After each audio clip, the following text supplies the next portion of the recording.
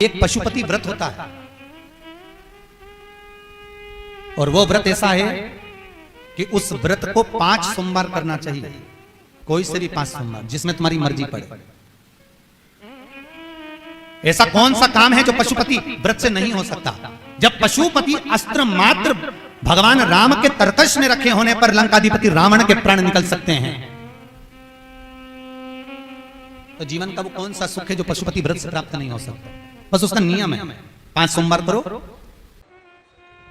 बीच में अगर तुम्हारा कोई काम अड़ गया, रजोधर्म आ गया, कोई व्रत तुम्हारा पड़ गया, छठ पड़ गई, तीज पड़ गई, चतुर्थी पड़ गई, एकादशी पड़ गई, या तुम कोई व्रत करते हो वो उस दिन पड़ गया, तो उस व्रत को छोड़कर अगले व्रत को गिना जाता। सुबह पूजन की थाली लेकर मंदिर में जाते हैं, भगवान का अभिषेक पूजन करते हैं, थाली लेकर वापिस आ जाते हैं, उस थाली को अपने घर में रख लेते हैं, उसी थाली को शाम के समय फिर वापिस मंदिर में लेकर जाते हैं, उसमें 6 दिए रख कर ले जाते हैं घी के, प्रसाद एक कटोरे में जिसमें भी लग कर ले जाना है, 3 हिस्से मंदिर के अंदर उसके करे जाते हैं। दियों को मंदिर में जमीन पर नीचे रखा जाता है, 6 दियों को प्रसाद के 3 हिस्से कर दिए जाते हैं, शिव जी की पूजन कर दी जाती है, पूजन कर कर प्रसाद के 2 हिस्से मंदिर में रख दिए जाते हैं, जो कागज ले गए, दोने ले गए, पात्र ले गए, उसमें 2 हिस्से वहीं छोड़ दिए जाते हैं, 1 हिस्सा थाली में रख लिया जाता है, 5 दिए जो जलाए हैं वो वहीं रखे रहने दो, 1 दिया जमीन पर से वापिस उठा लो, जिसको जलाया नहीं है उसको थाली में रख लो, शंकर भगवान से प्रार्थना करो, बाबा आज मेरा पहला पशुपति व्रत है, भोलेनाथ आप स्वीकार करना, मेरे मन की कामना ये है बाबा जिसके कारण मैंने ये व्रत किया है। व्रत का बोलकर, दिया लेकर, प्रसाद का 1 हिस्सा लेकर, थाली लेकर वापिस अपने घर पर आओ। घर के दरवाजे में जब अंदर प्रवेश करो, सीधे हाथ की ओर बाहर घर के बैठ जाओ, घर की ओर मुख करो और सीधे हाथ की ओर बैठकर घर की ओर मुख कर कर वहीं पर 6ठे नंबर का जो दिया लेकर आई हो उसको जला लो, बाबा से यहाँ प्रार्थना कर लो, भोलेनाथ मेरा कार्य ये है, इसको सफल करना। घर में प्रवेश कर जाओ। भोजन करते समय सबसे पहले जो प्रसाद का 1 हिस्सा तुम मंदिर से लाई हो, पहले उसको भोजन के समय पर पहले उसको खाओ, इसके बाद फिर भोजन करो। अपने प्रसाद के हिस्से में से किसी को प्रसाद नहीं देना। प्रसाद भगवान के मंदिर में जब बनाकर लेकर जाओ, कढ़ैया में, भगोनी में उतना ही प्रसाद बनाना जितना प्रसाद मंदिर जाएगा। आप 1 कटोरा भरकर ले गए और थोड़ा सा कढ़ैया में छोड़ दिया तो आपका व्रत सफल नहीं हो पाएगा। प्रसाद उतना ही बनाना, अगर ज्यादा बना है तो ज्यादा ले जाना पड़ेगा, कम बना है कम ले जाना पड़ेगा। प्रसाद कढ़ैया में, पात्र में छूटना नहीं चाहिए। जो शंकर जी के लिए बनाया है तुमने उतना की उतना पूरा लेकर जाना पड़ेगा। ये नहीं कि मैं बच्चों के लिए थोड़ा बना के छोड़ जाऊं, बच्चों के लिए थोड़ा घर वालों के लिए बनाकर छोड़ जाऊं, ना, जितना बनाया सारा लेकर जाना पड़ेगा। इसलिए उतना बनाओ जितना तुम्हें मंदिर में ले जाना है। पात्र खाली होना चाहिए, तब उसको लेकर जाओ, 3 हिस्से करो, 2 हिस्से मंदिर में रखकर 1 हिस्सा लाओ। 4 व्रत पूरे हो जाएं, 5वां व्रत रहे, बाबा से विनती करते हुए 108 चावल के दाने, मूंग के दाने या फूल या पंखड़ी या बेलपत्र आदि जो भी आप बाबा को 108 चढ़ाना चाहें वो ले जाओ। 1 श्रीफल, कुछ भेंट साथ में लेकर जाओ। भगवान को नमन कर कर भाव के साथ में ध्यान देना। जो 108 सामग्री ले गए हो वो भगवान को समर्पित करो।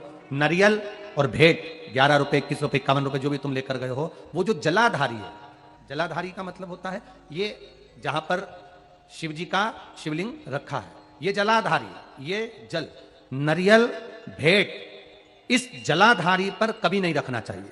जो नारियल भेंट जलाधारी पर रखते हैं उनकी भी कामना पूर्ण नहीं होती। ये नारियल भेंट या जो भी फल है, फ्रूट्स है, कोई जलाधारी पर नहीं, जमीन पर रखो। और इस जलाधारी पर जहां भगवान शंकर का शिवलिंग रखा है, गोल जला देते हैं, जलाकर दीप रख देते हैं। 6ठा 5वां व्रत भी ऐसे ही करो और बाबा से विनय करो, पशुपतिनाथ से विनती करो। पशुपति व्रत एक ऐसे व्रत हैं जो नारी, पुरुष, बच्चा, बूढ़ा जो करता है उसकी मनोकामना भोलेनाथ पूर्ण जरूर करते हैं, ये निश्चित है। अगर पति पत्नी दोनों व्रत कर रहे हैं, कभी कभी किसी का व्यापार नहीं चलता या नौकरी नहीं लगती या किसी कार्य के कारणवश, तो पति पत्नी दोनों व्रत करते हैं, एक साथ करते हैं, उन दोनों की थाली अलग जाएगी, दोनों का प्रसाद अलग जाएगा, दोनों के दिए अलग जाएंगे और दोनों अपने अपने प्रसाद को अलग से पाएंगे, एक थाली लगकर नहीं जाएगी।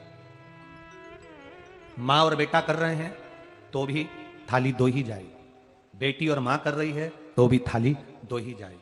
प्रसाद के हिस्से 2 थाली ले जाने का मतलब होता है प्रसाद जो बना कर लेकर गए हो उसके 3 हिस्से होना चाहिए। अगर माँ और बेटा एक ही थाली लेकर गए तो प्रसाद जो आएगा वो एक हिस्सा आएगा, एक हिस्सा वापस आएगा तो उसमें से 2 भाग फिर हो जाएंगे, तो उसका फल नहीं मिलता। इसलिए पूजन करने वाला अगर 2 व्रत कर रहे हैं, 3 व्रत कर रहे हैं, कोई घर के 3 लोग देवरानी जेठानी सब मिलकर व्रत कर, सबकी थाली अलग जाए, सास बहू कर रहे हैं उनकी थालियां अलग जाएंगी। जिस मंदिर में पहला व्रत करोगे उसी मंदिर में 5 व्रत करना है। मायके चले गए हो, सोमवार का दिन पड़ गया, तुम्हारा व्रत था, उस व्रत को मानना नहीं जाएगा। मायके गए हो तो मायके में आराम से खाओ पियो मौज करो, अपनी जिंदगी आनंद में जियो। वापिस जब आओ फिर वापिस व्रत करो, पर गिनती 5 ही रहेगी, 5 से ज्यादा। हाँ, कभी कभी फाइल अगर ज्यादा मोटी होती है तो इसको दबाने में समय लगता है। कभी कभी 3 महीना इंतजार करा, व्रत करा और पूर्ण नहीं हुआ, समझ लेना कुछ ना कुछ बाबा को बुलाने में कमी रह गई होगी, कहीं अहंकार आ गया होगा, प्रसाद बनाते समय कुछ भूल हो गई होगी, दिया मंदिर में भूली आई होंगी, या कुछ कारण हो गया होगा, कुछ ना कुछ हुआ है। देश विदेश में रहने वाले प्रत्येक सनातनी भाई बहन इस व्रत को करते हैं और मनवांछित फल मेरा भोलेनाथ पशुपतिनाथ प्रदान करता ही करता है। कई लोग उसको गुनगुनाते रहते हैं, जय पशुपतिनाथ हरे।